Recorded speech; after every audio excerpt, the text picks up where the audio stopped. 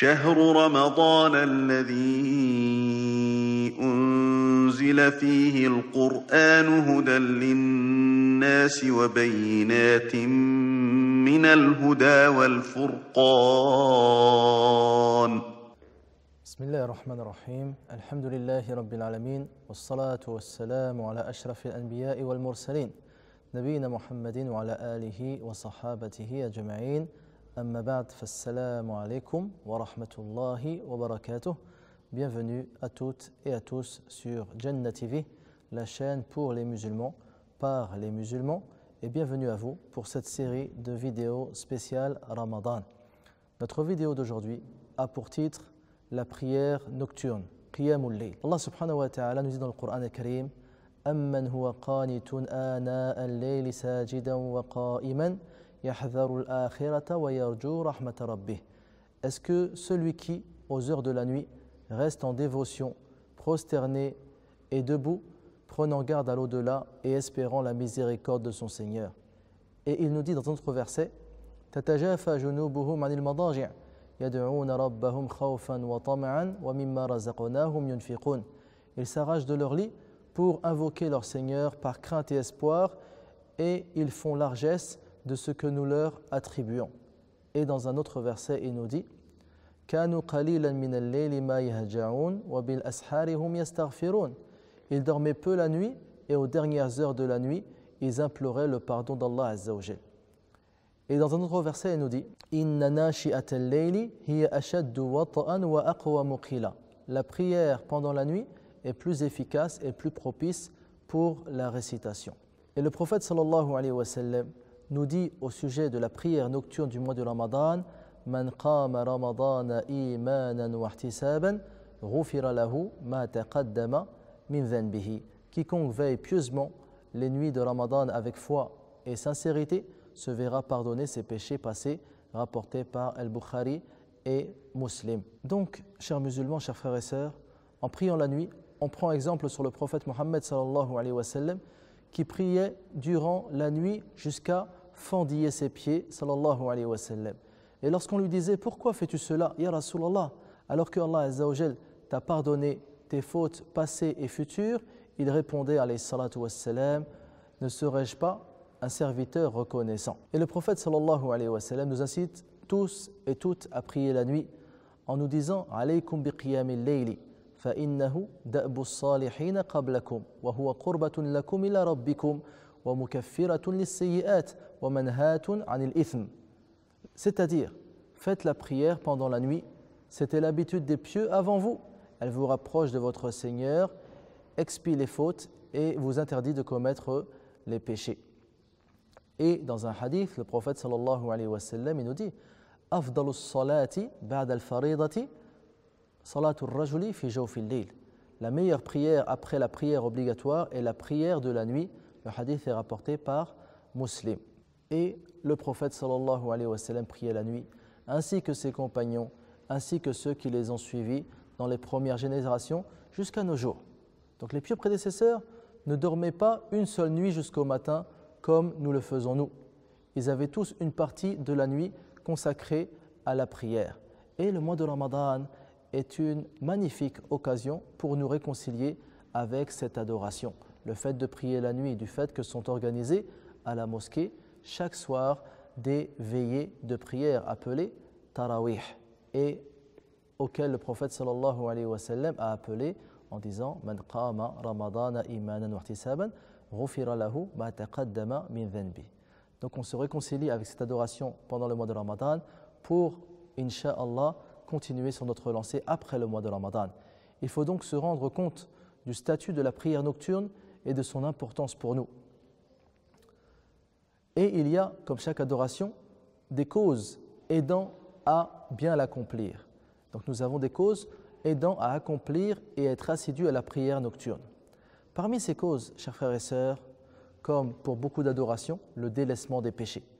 Si tu commets beaucoup de péchés la nuit, ne pense pas pouvoir te lever facilement la nuit pour prier. Chers musulmans, si tu commets énormément de péchés pendant la journée, ne pense pas te réveiller avec facilité la nuit pour prier. Sufyan al-Thawri, l'imam, nous disait: j'ai été privé de prière nocturne pendant 5 mois à cause d'un péché que j'avais commis. Al-Hassan al-Basri, rahmatullahi alayh, il rentrait au marché et il entendait les propos futiles des gens du marché, des vendeurs, des acheteurs et le vacarme du marché.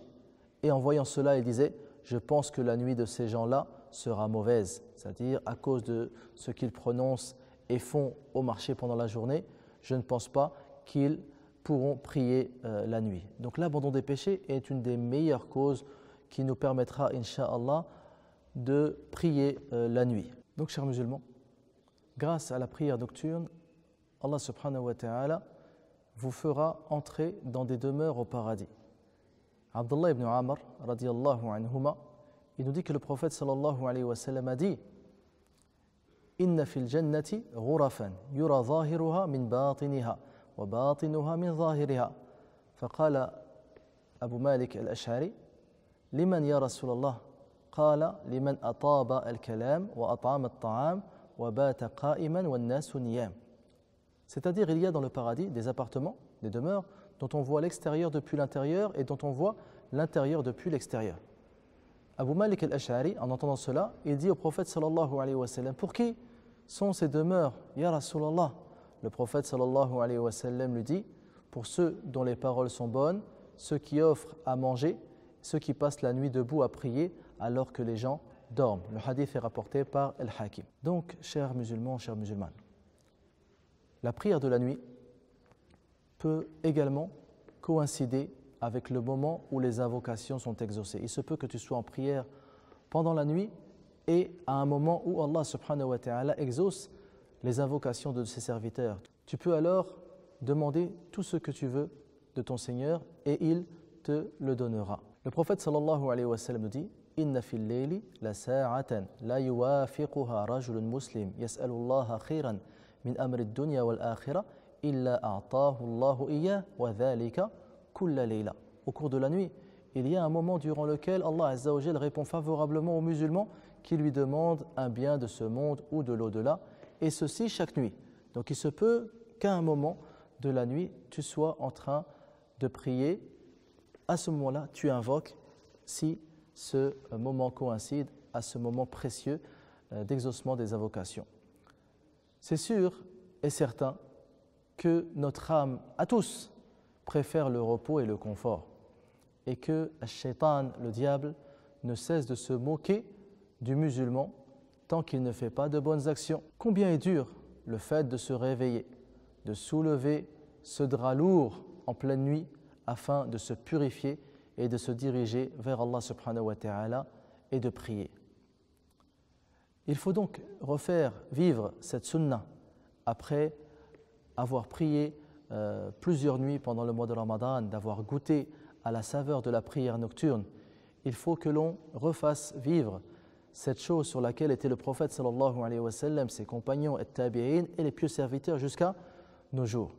Et il faut, incha'Allah, qu'on s'entraide dans cela en nous incitant mutuellement entre frères et sœurs à prier la nuit, en nous réveillant mutuellement. Par exemple, le père réveille ses enfants, les enfants réveillent le père, l'homme réveille son voisin ou bien sa voisine pour prier, afin que cette sunna reprenne vie chez nous, les musulmans, incha'Allah. Et le prophète sallallahu alayhi wa sallam nous parle de cette entraide entre un musulman et une musulmane pour prier la nuit. Il nous parle de cela entre les deux époux, le mari et son épouse, ou bien la femme et son mari. Le prophète sallallahu alayhi wa sallam nous dit Rahimallahu rajulan qama min al-layli fasalla wa ayqadha imra'atahu fa in abat nadaha fi wajhiha al-ma' wa rahimallahu imra'atan qamat min al-layl fasallat wa ayqadhat zawjaha fa in aba nadahat fi wajhihi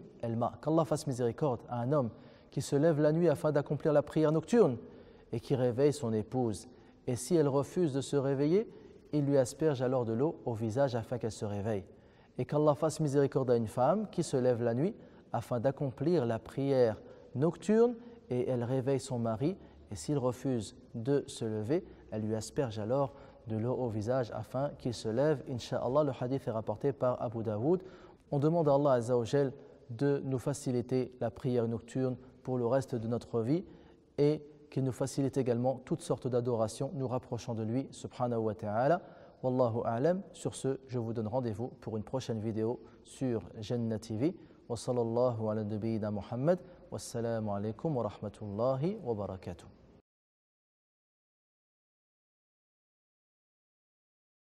يا أيها الذين آمنوا كتب عليكم الصيام كما كتب على الذين من قبلكم لعلكم تتقون